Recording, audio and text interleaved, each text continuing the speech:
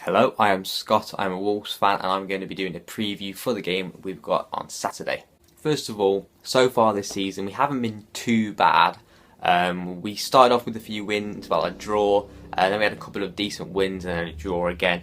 And more recently we drew 1-1 with Burton last week, and we lost 4-0 to Barnsley on Tuesday night, as I'm sure you are all aware, as you were beating QPR 6-0. So going into the game, I am not very optimistic at all, as I'm sure 99% of other Wolves fans aren't really optimistic.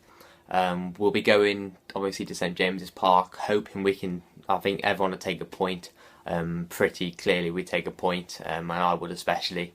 But I don't think we'll get that, based on this season's form so far. Also taking into consideration how well you have started the season. But for our team anyway, we've brought in lots of players, like 13, 14 players over the summer, which obviously you've done the same pretty much. You've brought in a lot of players, but our players are not championship proven. They're not hard. Most of them haven't played in English football before. We've got lots of players from Benfica on loan. Well, 3 players on loan from Benfica, I believe. 2 or 3 players from Benfica, and it's just a bit mix and match at the moment. Zenga, our managers, for the last few games, he's just been rotating it, swapping 6 players in on Tuesday night, for instance, or 7 players in from the team that played on Saturday. Things like that he's been doing, and it's proving that it's not working. Too many players have been sort of just introduced into the squad at, some would say, the wrong time. There's a lot of players being in, out. One week they're in the squad, next week they're on the bench, next week they're in the starting 11, and the week after they might not be in the squad. It's that sort of thing going on, because we do have a lot of players, but it's a rotation thing. I could not predict the team on Saturday at all. No Wolves fan could predict the team. It could be anything, but my preferred team would be Ikemi in goal. I'd have Doherty right back. My 2 centre halves would be Stearman and Bath, and my left back would be Borthwick Jackson. I'd have 3 midfielders because we play 4-3-3. Connor Cody or Jack Price. Jack Price, I'd say, and also I'd have Prince Onyang, his name is. We bought him from a French side. And alongside Prince, I'd have personally Texera. And then up front, I'd have John Daddy Bodvarsson as our main striker. He's the only real player to look real quality so far for us this season, and he's been pretty decent. He gets goals.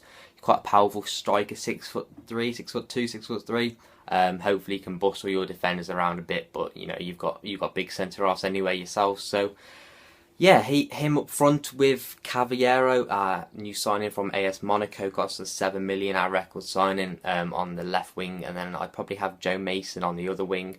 I think Joe Mason's been quite good, so hopefully Joe Mason can get us a goal. He got us a great goal away at Birmingham, and he's the sort of player that he can go missing in games, but he can come up with a good goal, or a bit of brilliance every now and again. So hopefully he can do that. But my score prediction for the game is 3-0 to you, or 2. I've got 2-0.